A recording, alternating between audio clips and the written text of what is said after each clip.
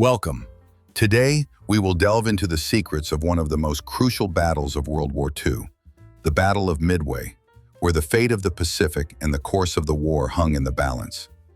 In this investigation, we will reveal how American cryptographers managed to crack the Japanese code JN25 and uncover attack plans that the Japanese themselves did not suspect. But how could one secret change the outcome of the battle? And why did the Japanese fleet still hope for a strategic victory despite their miscalculations? At the same time, thousands of miles away from the Japanese ships, deep within American intelligence, the fate of the entire campaign was being decided. Were these intelligence reports mistaken, or did they actually determine the outcome? Why did Japanese Commander Yamamoto believe in his plans, despite growing signs that American intelligence had intercepted his messages? And most importantly, who would win this game on the brink of life and death? The stakes were control over the Pacific, the lives of thousands, and the future of the entire war. In this video, we will gather all the scattered facts and show you the truth that changed the course of history. Are you ready to see what is hidden in archives and on the edges of possibility? Then let's begin. On the eve of a decisive battle that would forever change the course of World War II in the Pacific, a secret was concealed that could alter everything. A secret living in encrypted messages, encoded by a Japanese cipher that seemed impenetrable. At the very beginning of 1942, when the war in the Pacific reached its critical point, American cryptographers, led by Lieutenant Commander Joseph Rochefort, took on a task that seemed impossible. Setting aside doubts and fears, they immersed themselves in decrypting Japanese messages hidden behind layers of complex encryption algorithms. Their efforts were not only a technical feat, but also an act of faith that even the most hidden truth could break through the walls of Japanese secrecy.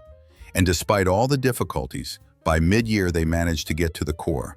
The Japanese code JN25, considered unbreakable, was cracked. This was a real breakthrough event that opened American eyes to the full extent of Japanese strategy. But while their laboratories worked in darkness, inside Tokyo, in the high chambers of the Imperial Palace, none of the Japanese strategists suspected that their messages were being read. Japanese intelligence, confident in its impenetrability, continued to send encrypted messages, unaware that they were being monitored. Among these messages was critical information, details about plans to attack Midway. Not just hints or guesses, but specific instructions confirming the Japanese command's intentions. This information, like an invisible thread, linked the Japanese fleet to its future actions. Inside Tokyo's command centers, in halls filled with the smell of paper and cigarette smoke, strategies were being developed based on secret data that the Americans managed to decrypt before the Japanese could execute their plans. On the other side of the Pacific Ocean, in Washington, Admiral Chester Nimitz, the commander of the American Naval Intelligence, faced a dilemma. With knowledge of Japanese intentions, he had to make a decision that could cost the lives of hundreds of ships and thousands of people. Inside his office, during long nights when storms of political and military uncertainty raged outside, he studied the intelligence reports he had received. Time was against them. The Japanese fleet, tactically prepared and equipped with the latest technology, was preparing for a decisive battle.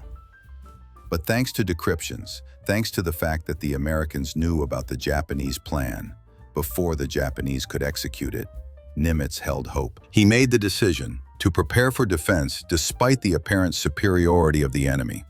These decisions were not just military tactics, but acts of faith in the power of intelligence, which could change the course of the war. Meanwhile, in mid-May, the Japanese fleet, under the command of Isoroku Yamamoto, set out to sea. They were heading toward their fateful goal, to seize Midway and destroy the remaining American fleet. Their ships, like shadows, glided across the water's surface, and silence reigned on the bridges, broken only by commanding orders. At the same time, in the American camp, preparations were in full swing. Despite outdated aircraft, internal disagreements, and fatigue, the Americans knew They had an advantage that could not be underestimated. Their intelligence, their knowledge of Japanese plans, their determination, all of this created an illusion of hope in a heart seemingly surrounded by danger.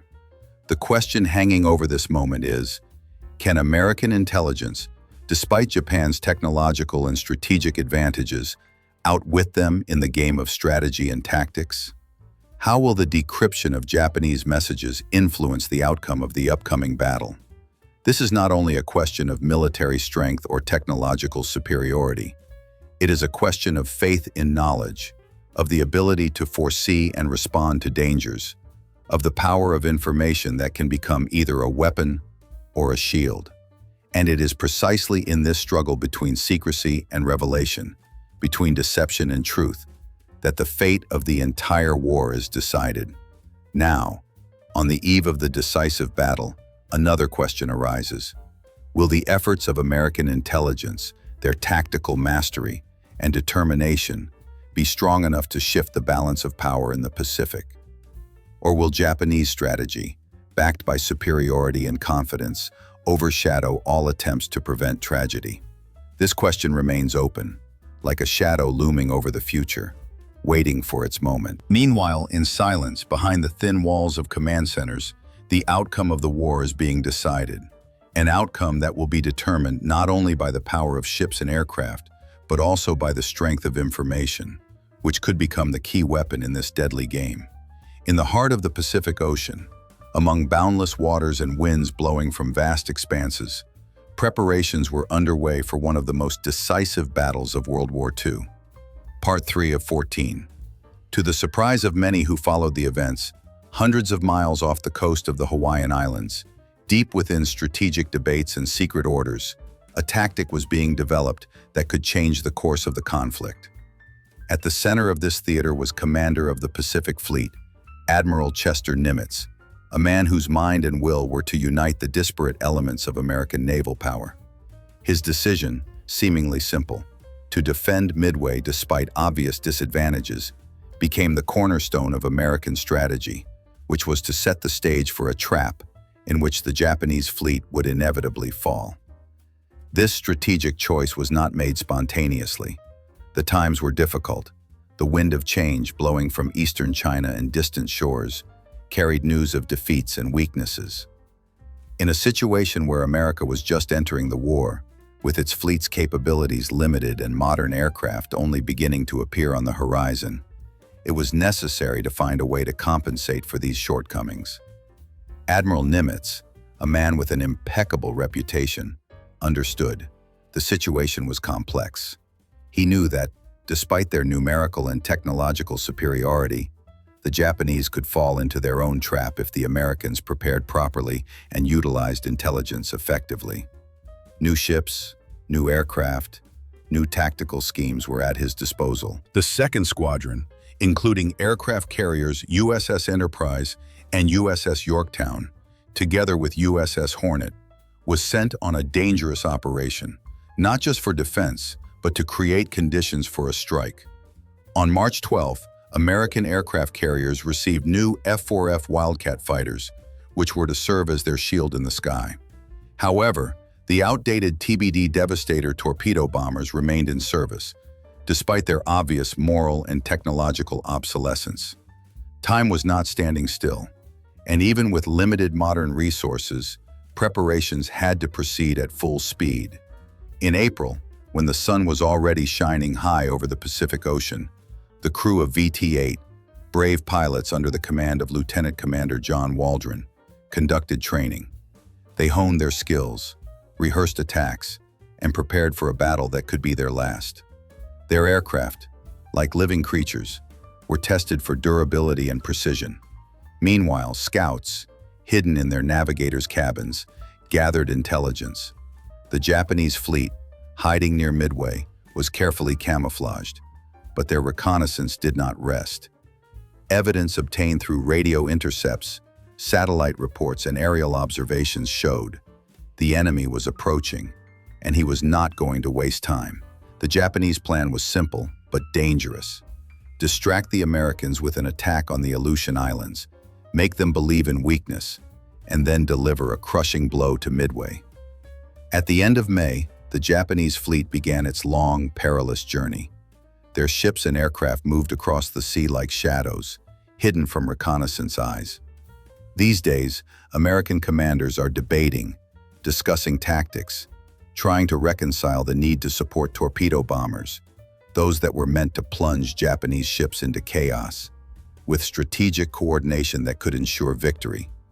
Every decision, every word, every order at this moment could be decisive. The main question before us is, will the Americans, using intelligence and skillfully crafted tactics, be able to outweigh Japanese superiority? Will they be able to exploit the enemy's weak points, demonstrate the art of deception, and deceive the more powerful opponent? Time will tell, but hope and confidence in their strength, training, and intelligence became their most valuable weapons. And in this battle, not only technology and tactics determined the outcome. Human courage, intuition, and the ability to make unexpected decisions played a crucial role. At this stage, during the height of preparation, another important question arises. What mistakes could alter the course of the Battle of Midway? What unexpected decisions, random coincidences, or even misunderstandings could become the decisive turning point that would go down in history? After all, history teaches us that even the most carefully planned trap can be broken by a single mistake, a miscalculation, or an unforeseen circumstance. And just at this moment, when everything seems to be going according to plan, the game of fate begins, where every decision and action could be the last. Meanwhile, the enemy is not going to sit idly by. He is searching for his weakness, his mistake, his chance to strike at the most unexpected moment. Determining who will be craftier, who will prepare better. This is what will decide the outcome of the Battle of Midway, a battle that will forever change the course of the war and enter history as an example of strategic mastery, human bravery, and the harsh realities of war. In the foggy pre-dawn gloom, when the sky was still shrouded in the half-forgotten shadows of night, crews of the U.S. Air Force, young, hopeful, yet also anxious, prepared for what was to become one of the most fateful battles of the Pacific Campaign. At the heart of this preparatory period was the TM Squadron of the 8th Air Wing, commanded by Lieutenant Commander Waldron, a man whose gaze seemed capable of piercing any fog. He knew that ahead was not only a battle, but also a test of their weapons, their spirit, and their tactics. On board the ship, like a living map of combat losses and past mistakes, were outdated yet still dangerous aircraft, the TBD Devastator torpedo bombers. These planes embodied an era, heavy, bulky, slow, with low maneuverability. Their metal fuselages, scratched and rusted, served as a reminder of a past that they refused to forget. It was these machines that were to carry out a mission that could change the course of the war, despite their obvious obsolescence. In the cockpits were new pilots, unexperienced, but full of determination. They knew what awaited them, that the stakes were not just about fulfilling an order, but about the fate of their navy and their country. In March of the same year, when spring was just beginning to take hold on the Pacific Islands, the crews received a long-awaited gift: the first new F-4F Wildcat fighters. They were more modern, faster, and more reliable. A chance for air defense, which had been desperately lacking in the previous months. These aircraft promised to change the balance of power. The pilots' expressions when they first took to the skies in the new machines were filled with a mixture of pride and anxiety. They knew each sortie was a chance, a risk, and a moment of great responsibility. However, even with the new fighters and enhanced training, the situation remained difficult. In April, just a few weeks after receiving the new aircraft, the TM-8 participated in the Doolittle raid. This daring attack on Japanese territory was a bold display of American spirit, but it hardly provided any combat experience. There was no real confrontation in the skies. Evidence from those days shows that pilots trained, rehearsed combat scenarios, and practiced maneuvers, but in reality, they were almost inexperienced, and their equipment was far from perfectly prepared for serious battle. Meanwhile, the Japanese fleet, like a shadow already on the horizon, had set out to sea. The target was Midway, a strategic point, the key to controlling the Pacific. Time was passing, and both sides, the Japanese and the Americans, continued their preparations. But not everything in these preparations went smoothly. Inside the command staffs, disputes flared up. Commander Waldron and his colleague, the squadron leader, had differing views on tactics. Waldron, an advocate of supporting torpedo bombers, insisted on more conservative, protective approaches. His opponents favored more aggressive maneuvers, using fighters as cover for the torpedo bombers. These disagreements were not just debates. They reflected deep divisions in understanding how an air attack should be conducted. And then, when the fate of the operation hung in the balance, a moment of true testing arrived. The outdated TBD Devastator aircraft remained in service, despite their low combat effectiveness. Intense debates about whether to use them, whether this was a sign of weakness or a strategic calculation, had no clear answer. Deep down, the commanders harbored troubling questions. Could these machines, despite their fragility, play any role at all? Or would their presence become a fatal mistake? The crews trained, prepared for battle, and considered tactics and strategies. They knew their aircraft were the weak link. They felt that even the most meticulously rehearsed training could not fully compensate for technical shortcomings. In their eyes, there was a mixture of resolve and uncertainty. Every pilot in the sky was not only a pilot, but also a representative of a generation that was about to face a test upon which the fate of the entire campaign depended. So the question before us is, how will outdated aircraft and tactical disagreements influence the outcome of the battle? The Battle of Midway is not just a clash of metal and fuel. It is a confrontation of ideas, strategy, and spirit. Every choice, every tactical detail could prove decisive. Time was against them. Danger was unavoidable. But does hope remain that the latest tactics, preparation, and determination can compensate for technical shortcomings? Can fresh ideas and the courage of pilots, their belief in victory, overcome the weaknesses of outdated machines? We face a question whose answer will determine the fate of the battle and possibly the entire war. In this confrontation, where every minute could be the last, not only metal matters, but also the human spirit. Because ultimately, it is the human spirit that decides who will emerge victorious from this foggy battle and who will be defeated. In that fateful morning gloom, when the sun barely pierced through the thick layers of clouds, begins the first chapter of this dramatic clash. Here, across the expanse of the Pacific Ocean, the fate of the entire world will unfold, and everything will depend on who can better understand and utilize the hidden signals, who can react in time and adjust their actions. Time is both an enemy and an ally. Time is an enemy because enemies do not wait, giving no chance for error. Time is an ally because it offers a chance to recalculate, to change tactics, and to win. At the center of this confrontation is reconnaissance, its accuracy and timeliness. The outcome of this first encounter depends on them, an encounter that will set the tone for the entire Battle of Midway. Midway, this small atoll, seemed insignificant against the vast ocean. But it is here, on this day, that one of the most crucial episodes of World War II will unfold.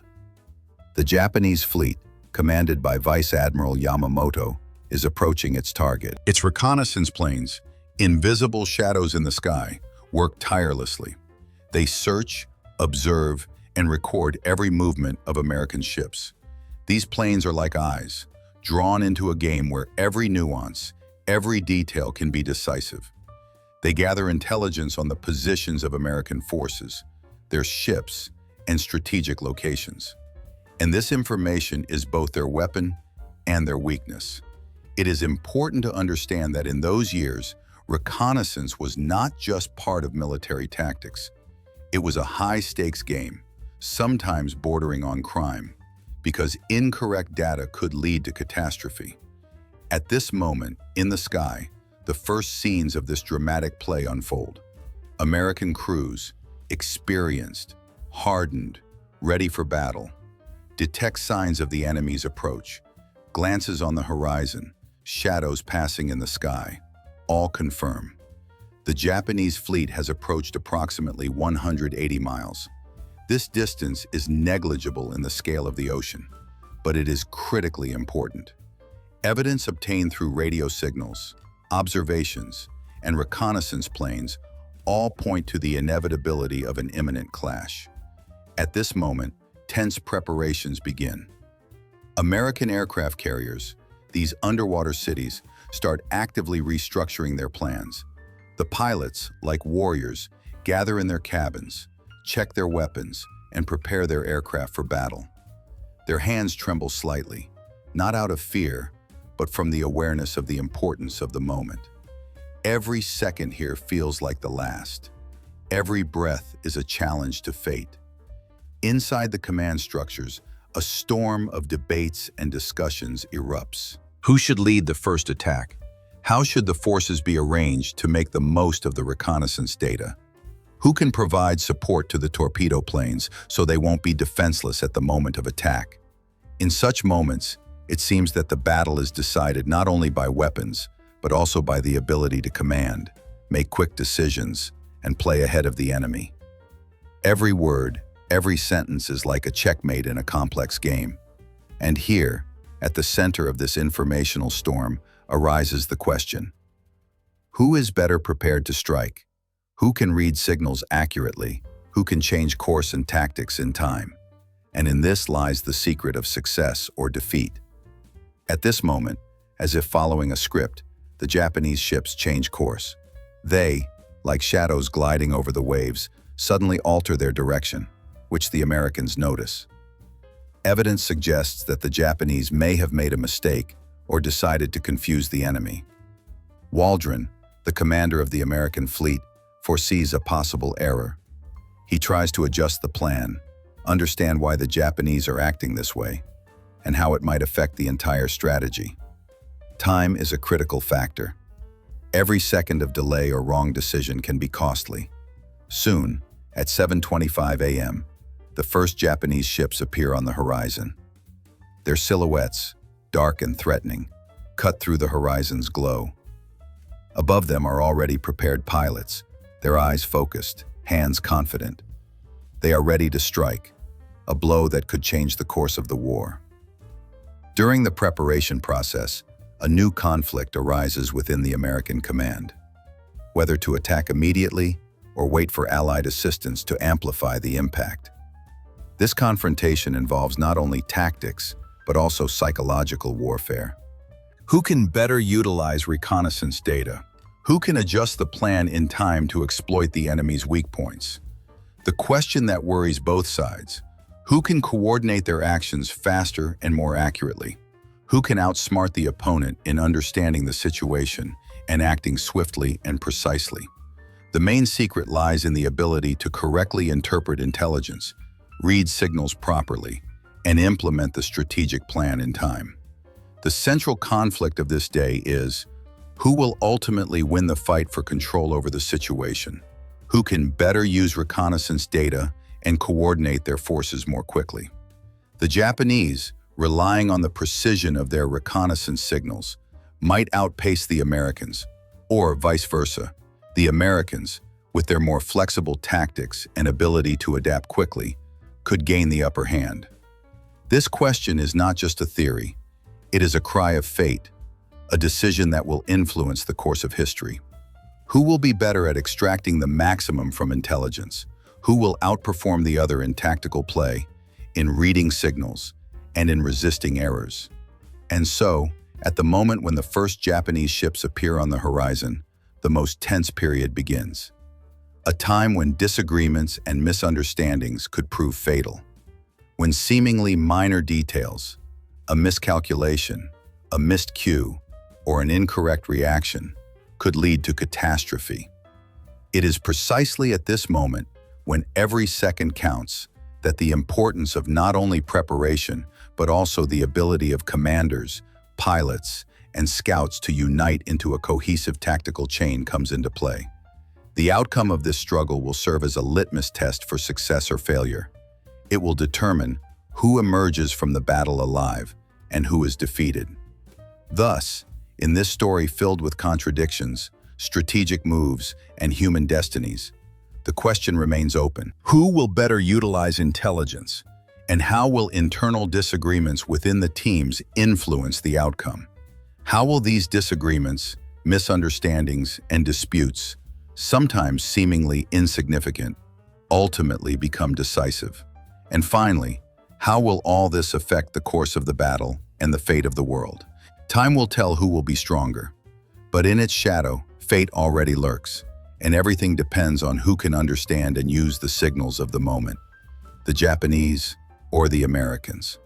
In the dawn hours of the 20th century, when the world was on the brink of a new era and war was becoming increasingly technologically complex and brutal, naval operations turned into deadly chess matches between powers. On that day, amid the height of the naval conflict, fate was decided in a relentless battle where every shot and every explosion could be the last. And it was precisely here, against the backdrop of the raging Pacific Ocean, that one of the most dramatic pages of the war unfolded: the attack of torpedo bombers, with their hopes, fears, and tragedies that would forever remain in the annals of history. In the early morning hours, as the sun just began to pierce through the fog and clouds, the command, giving the order to start the operation, understood. Much depended today not only on technology, but also on human courage, resolve, and fate. Waldron, the commander of the torpedo bomber group, felt this especially acutely. He was a man accustomed to risks, to danger hanging over him like the sword of Moloch. At 9:30 a.m., without support from Allied squadrons and without hope of cover, his squadron entered the battle. The sounds of engines, the piercing whistle of torpedoes, and the anxious commands of pilots ready for the final confrontation echoed in the air. The task was clear: to break through the Japanese defenses and strike one of the largest ships, the Japanese aircraft carrier, a symbol of the aggressor country's strategic superiority. But clarity of purpose did not mean an easy path. Waldron knew that this was not only a fight for survival, but also a battle for honor, for the chance to change the course of events. He did not share his comrades' opinion that the tactics should be more cautious. He was firmly determined to lead his group straight to the target, despite disagreements and risks.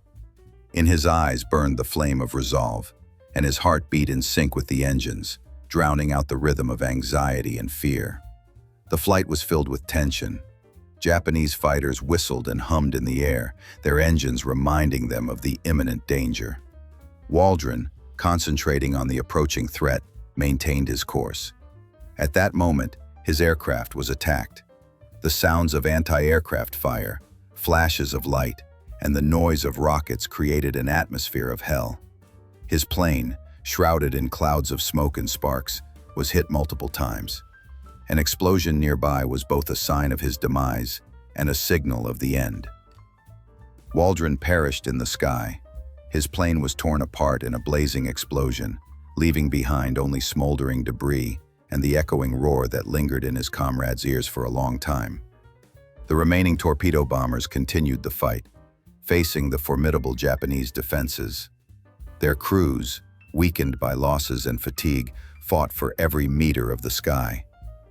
Many were shot down. Their planes exploded in the air, turning into fireballs that fell into the sea, transforming the water into a bloody mess. Others sustained severe damage, veered off course, or lost radio contact. Amid this chaos, only one survived: Ensign Gay, a young pilot whom fate had given another chance. Gay, wounded and exhausted, launched a torpedo at the ship he mistakenly believed to be the Japanese aircraft carrier Kaga. Fear and determination raged in his mind. His hands trembled, but he carried out the order. At that moment, his plane was under fire, damaged and engulfed in flames. The explosion that followed the torpedo hit destroyed his aircraft, and he found himself in cold, salty water, the sole survivor from the TM-8 crew. His body trembled from shock, and his consciousness was filled with a mixture of pain, despair, and wonder. He was alive, but the cost of this survival was too high. The night at sea grew darker, and Gay, hiding in the water, tried to comprehend what had happened. He heard only his heavy breathing, the sound of waves, and muffled splashes of the struggle for life. Time seemed endless, as if the ocean itself had decided to test his endurance. Rescue came only at dawn, when rescuers found him bleeding but alive. He became the sole witness to the destruction of TM-8, the last person to see the crew, and most importantly, the tragedy that unfolded in the sky and on the sea. The central question of this story is whether torpedo bombers, despite outdated aircraft, lack of support, and fierce Japanese defenses, can succeed. The essence of this issue lies not only in tactics, but also in human destiny. After all, in every such battle, there is not only technique and strategy, but also faith, courage, fear, and death.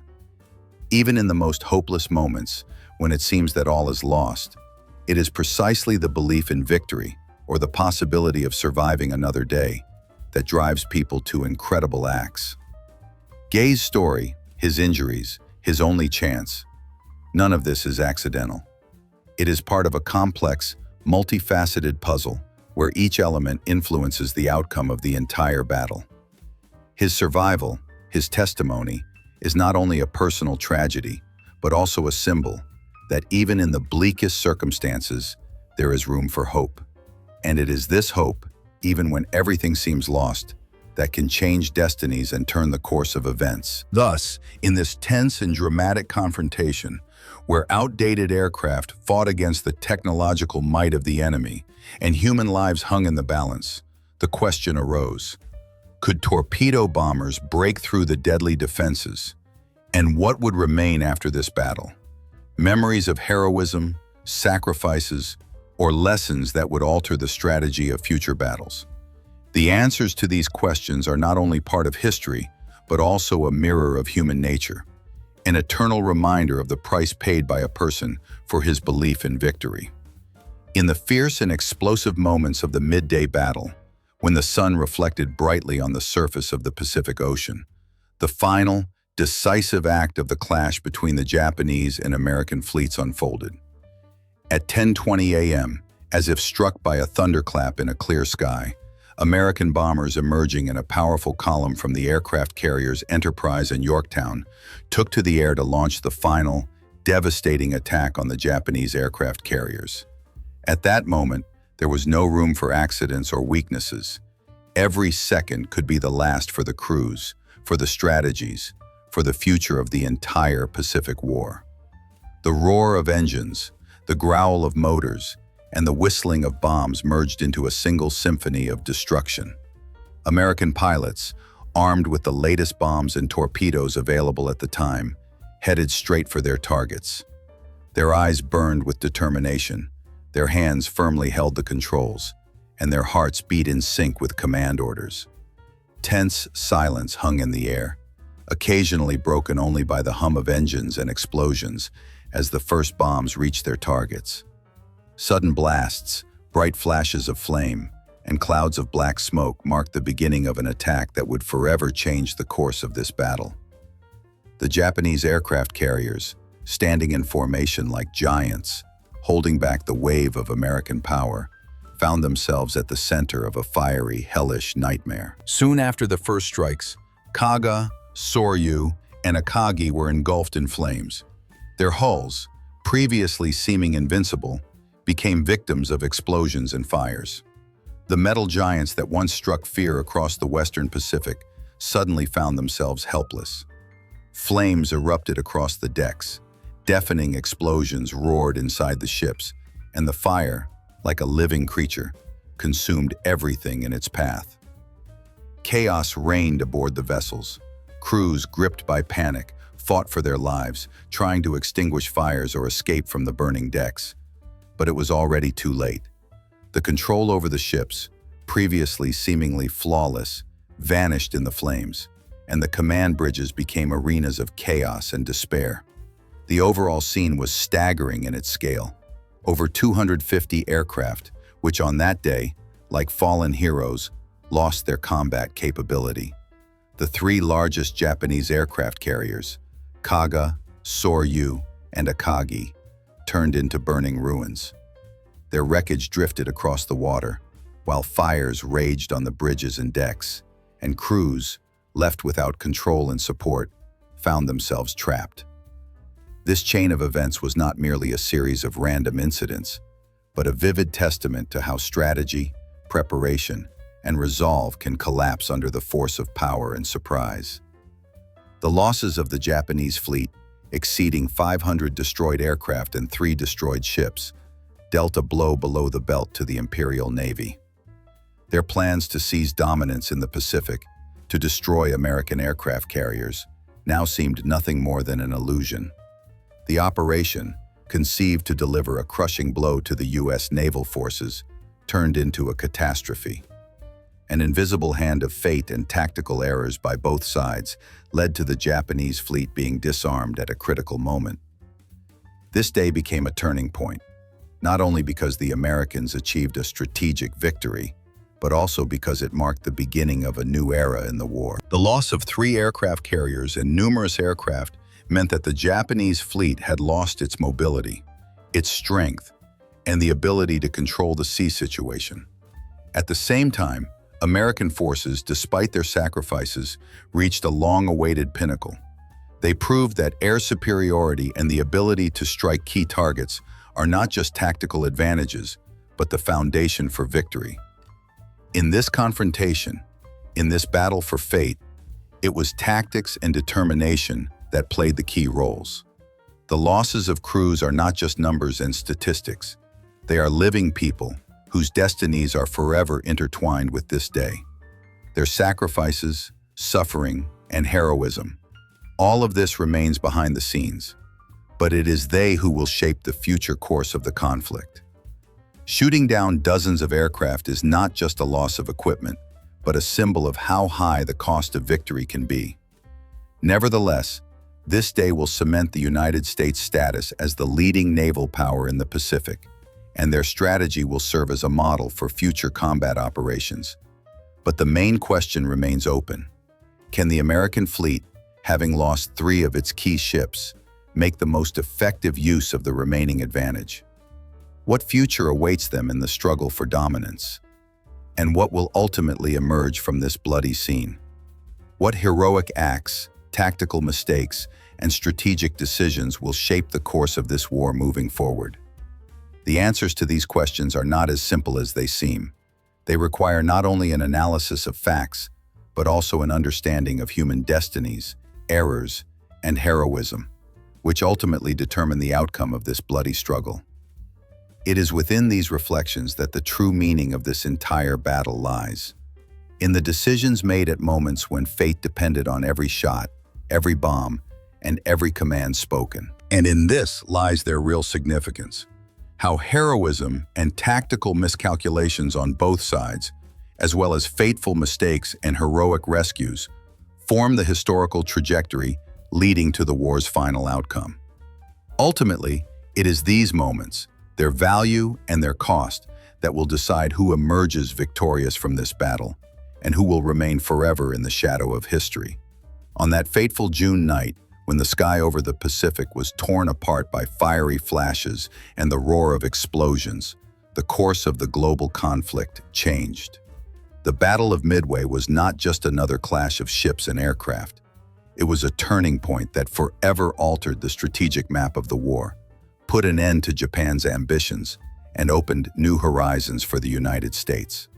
History knows many battles, but few clearly demonstrate how they decide the fates of millions, and that behind victory often lie not only strength, but also genius, risk, self-sacrifice, and sometimes error. Today, we will delve into that night, which became epochal in the history of World War II, to understand why it turned out to be a decisive moment in the Pacific War, and what lessons it left for future generations. The Battle of Midway is not merely a clash of naval forces. It is the pinnacle of strategic confrontation, in which Japanese aircraft carriers, previously considered an invincible force, were almost entirely destroyed. Unlike previous battles, This was not just a fight for territory or resources. It was a struggle for control over information, reconnaissance, and tactics. The Japanese, confident in their superiority, relied on a lightning-fast attack designed to break through American defenses and pave the way for dominance in the Pacific. But American intelligence, despite its limitations and outdated aircraft, managed to outsmart the enemy. Evidence from that time shows that thanks to precise decoding of Japanese codes and timely information, the Americans learned of the attack plans long before they were executed. This was a breakthrough in intelligence that allowed them to prepare defenses and strike unexpectedly at Japanese forces. As a result, during the heat of the battle, Japanese aircraft carriers were destroyed, and their air groups suffered devastating losses. It was a blow from which the Japanese fleet would never recover. The entire strategy, based on rapid advancement and numerical superiority, collapsed like a house of cards. But intelligence was not the only factor that secured victory. The most crucial role was played by the tactics and bravery of the pilots, among whom the heroes who became symbols of courage and self-sacrifice stood out. Valdrin was a young pilot whose plane was shot down in the initial attacks. But despite injuries and fatigue, he continued fighting until the last drop of fuel. Guy was the squadron commander who, risking everything, distracted the enemy fire to give his comrades a chance to deliver a decisive blow. The testimonies of those who witnessed their feats are irrefutable. Their heroism became a vivid example that even under conditions of absolute risk, the human spirit is capable of overcoming any obstacle. Their sacrifice became a symbol that in war, as in life, victory is not always the most important thing. What matters is the willingness to go to the end for the common cause, for the future. The victory at Midway was not only a tactical success, but also a strategic breakthrough. It reinforced the United States' status as a leading naval power capable of stopping any threat. The war in the Pacific, which until then seemed like an endless series of battles and victories, received a new momentum. The Japanese offensive was pushed back for several years, and their ambitions were halted. New technologies, such as improved radio communication, radar, and tactical coordination between ships, played a key role in this outcome. Analysis shows that success was achieved not only through technical superiority, but also through the ability to command effectively and adapt quickly to changing circumstances. This revealed the most important trait: flexibility and the ability to learn in combat conditions. The key factors of victory at Midway were not only weapons and tactics, but also human courage and mistakes. Command errors, underestimating the enemy's capabilities, misjudging the situation, all of these could have led to catastrophe. However, it was the heroism of individual pilots and commanders, their willingness to sacrifice themselves, that allowed the tide of events to turn. Analysis demonstrates that it was precisely the human factor, its mistakes and heroism, that determined the fate of this battle and ultimately the entire Pacific War. History teaches us that even the most brilliant plan can collapse under the pressure of the human spirit or errors in leadership. Strategy alone is not enough. Human resolve is equally vital. This victory had an irreversible impact on the course of history. It became a symbol of strategic wisdom, courage, and team spirit. Its lessons remain relevant to this day. In a modern world full of technological innovations and complex conflicts, it is fundamentally important to remember that behind every weapon are people. Behind every success is human heroism, and behind every mistake is a lesson that cannot be ignored. The Battle of Midway is not only about the past, it is about how important it is to see the human drama behind dry facts, how vital strategic flexibility and moral courage are.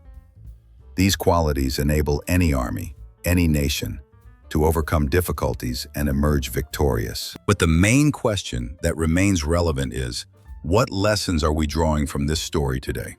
What strategies, values, and character qualities help achieve victory in the most critical moments? And how can the heroism of individuals, their mistakes, and their bravery change the course of history? These questions are not only relevant in the context of war, they pertain to life itself. reminding us that each of us has the potential to be a hero or to make a mistake that could alter the destinies of millions. This is the true meaning of this story, a reminder of the power of the human spirit and the need for wise leadership. Because, as the experience at Midway shows, even in the darkest hours, it is heroism and mistakes that can determine the outcome of a battle, and ultimately, the fate of the entire world.